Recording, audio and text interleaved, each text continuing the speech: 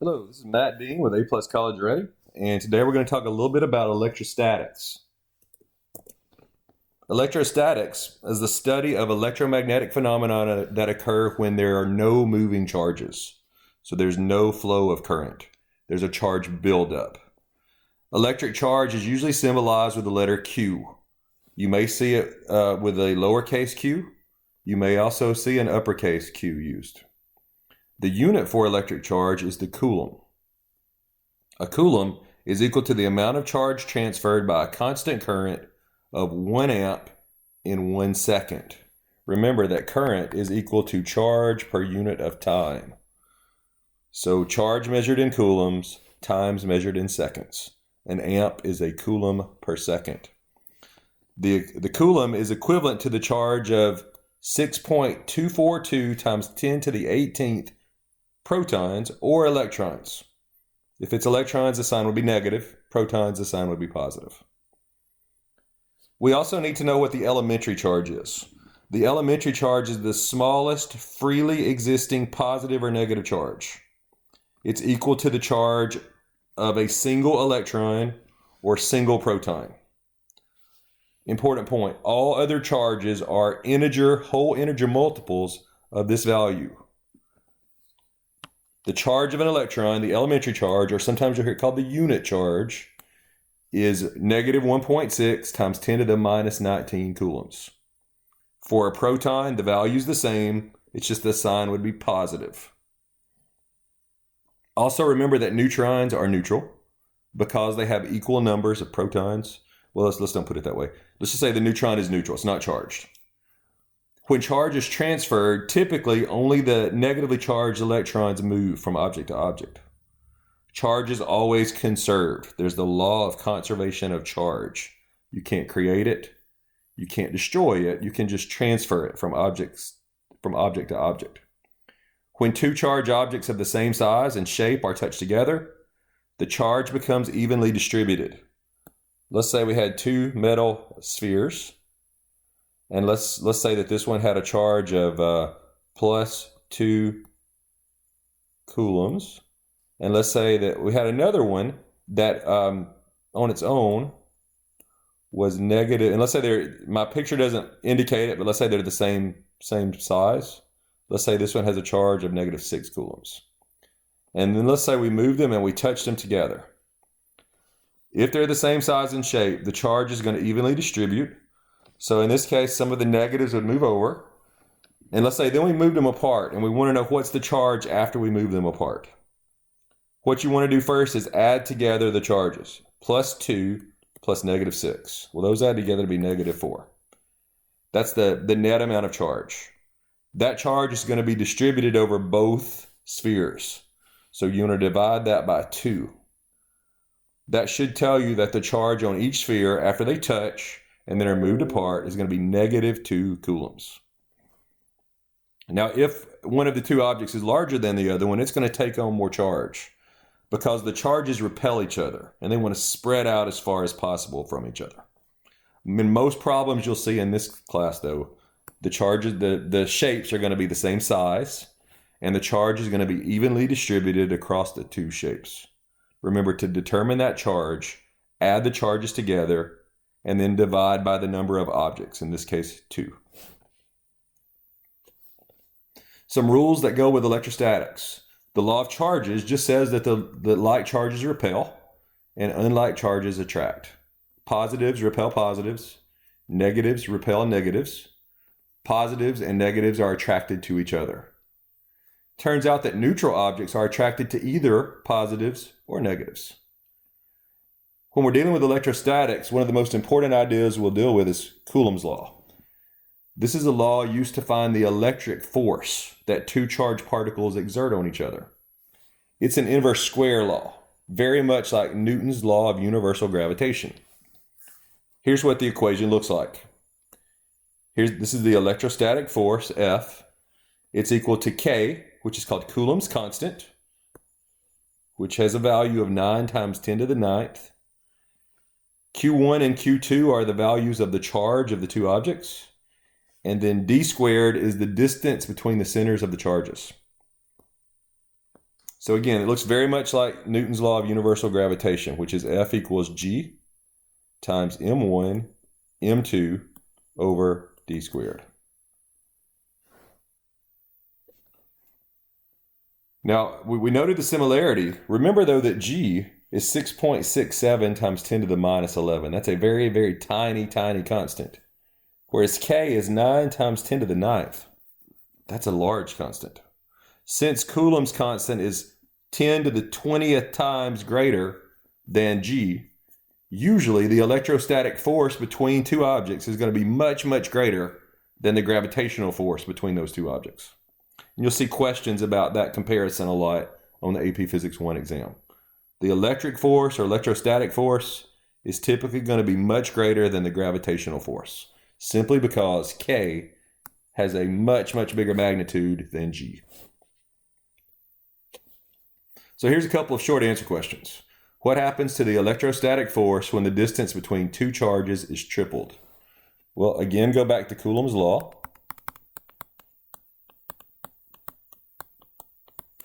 So if we take this distance and we triple it, well, we've got to square the 3, so that becomes 9. That 9's on the bottom. What that tells me is that the new force is 1/9 in magnitude of the original force. The new force is 1/9 the magnitude of the original force. So what happens to the electrostatic force when the distance between two charges is halved? Well, same idea. Let's go back up to Coulomb's law. This time we're going to half the distance. Well, that half gets squared to become 1/4. Well, now we have a fraction on the bottom of a fraction. So we're going to invert and multiply. So the new force is going to be 4 times as large as the original force. Number 3, what happens to the electrostatic force when the charge of one of the objects is doubled and the distance between the charges is increased by a factor of 4? All right, so one of the charges is doubled. Doesn't matter which one. We'll put a 2 here. And then the distance is increased by 4. So doubling one of the charges is going to double the force. Increasing the distance by 4 is going to end up decreasing the force by 16 because we've got to square that 4. So our new force is going to be 2/16 or 1/8 of the original force. So we'll say the new force is 1/8 of the original force. And then another important point, what does it mean if the electrostatic force has a negative sign? And that's a typo there, that should just say force. If it has a negative sign, that means that one of the charges is plus and one of the charges is minus. We know opposite charges attract. So if you get a negative sign, that means the force is attractive. If you get a positive sign, that means that it's going to be a repulsive force. The two charges are pushing away from each other. So another thing that we'll deal with a lot with electrostatics are electroscopes. This is an electroscope. An electroscope is a device used to show how charges are separated when another charged object is brought near or touches the top. So this little sphere up here is made of metal. You have a metal rod going down through here. And then these are usually little foil pieces down at the bottom, made of gold foil or some kind of foil. So we can charge up an electroscope 2 ways. One way is by conduction. We can take a charged object and physically touch it here, and then charge will be transferred by touch. We can also charge by induction. And let's look at a picture of what that might be. So here's conduction. We're physically touching. But with induction, we take a charged rod and we hold it near to, but not actually touching the electroscope. The negative charge on this rod is going to repel the electrons in the electroscope, and it's going to push them down to the leaves. The positives will be left up here, some of the positives. Because these leaves become negatively charged, they're going to repel each other, and they're going to separate out.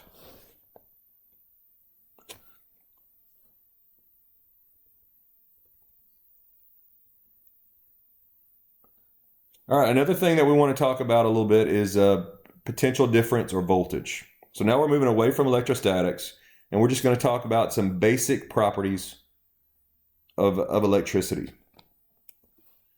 One of the most important quantities in electricity is potential difference.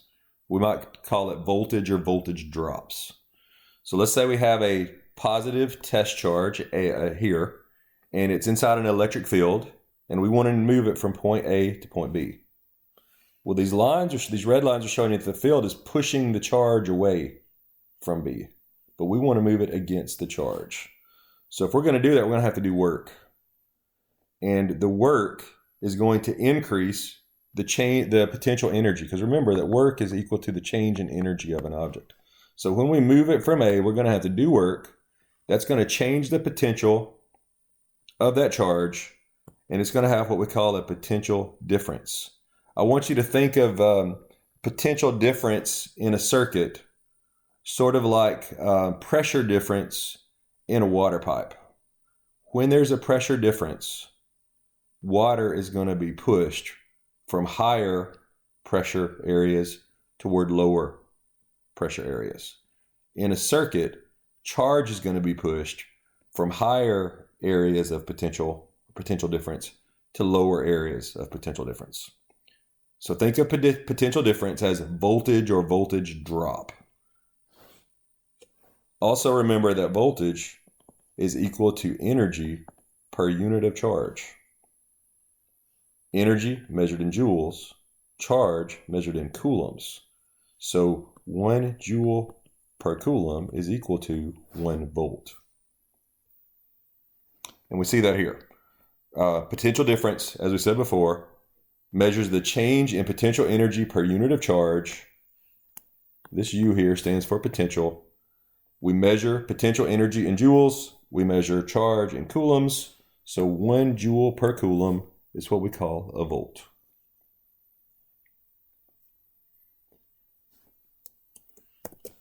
So in a battery, the cells of that battery supply the energy to do the work to move the charge from the negative terminal to the positive terminal. Once that energy is then provided to that charge, the battery can maintain a constant electric potential difference, a voltage drop across its two terminals. And once the charge reaches the high potential terminal, the positive terminal, it will flow from that high potential energy terminal through the wire to the low potential terminal. And as I said a minute ago, think of the potential difference between the terminals of a battery like the pressure difference between the ends of a pipe. Water flows from high pressure areas to low pressure areas. Current flows from areas of high potential to areas of low potential. We also want to talk a bit about current. Current is the actual flow of charges through a circuit. We symbolize current with the letter I, and I is equal to charge per unit of time. Remember that charge is measured in coulombs, time in seconds. So 1 coulomb per second is given the name of an ampere or an amp. We measure current with an ammeter, not an amp meter. The AP Physics exam uses the idea of conventional current flow. And that's the idea that positive charges move from the positive terminal of the battery through the circuit to the negative terminal of the battery. 1 coulomb of charge is equivalent to 6.242 times 10 to the 18th protons or electrons. And the charge of 1 electron or 1 proton is 1.6 times 10 to the negative 19 coulombs. This is the unit charge or elementary charge. All other charges are in multiples of this number. Another important quantity we need to mention is resistance. Resistance is essentially a measure of how difficult it is for charge to flow through the circuit. We measure resistance in ohms. We use the symbol omega for the ohm. The resistance of a material is dependent on the length of the wire, the area of the wire, like the cross-sectional area, and the material the wire is made of. Different materials have different values of what we call resistivity. So this equation can be used to calculate the resistance of a material. Resistance is equal to the resistivity times the length divided by the cross-sectional area. So a longer wire has more resistance. A wire with a higher resistivity has a higher resistance. A wire with a greater cross-sectional area is going to have a lower resistance. Here's just some values for resistivities.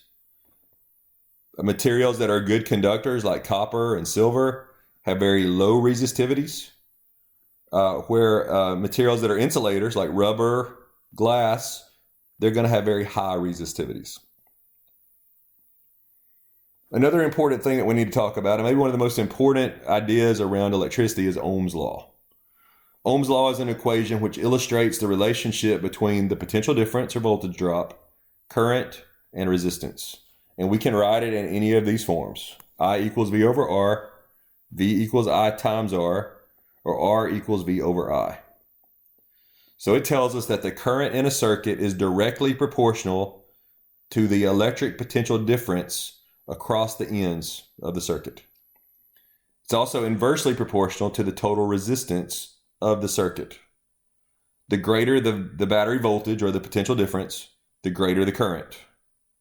The greater the resistance, the less the current. One other thing we need to mention here is power. Power is the amount of energy dissipated in a circuit per second. Resistors convert electrical energy to other forms of energy like heat, light, and sound. We measure power just like we did in dynamics and kinematics in watts. And remember that a watt is a joule per second. We can use the equation P equals VI. We can also use P equals I squared R or P equals V squared over R. These two equations were derived by using Ohm's law and substituting it into P equals VI. Energy is equal to power times time. So if we talk about the energy uses of a circuit, if we know the power, multiply it by the time, we'll get some strange units maybe for energy. We could get a kilowatt hour is one way we could measure it. We could also get just a joule.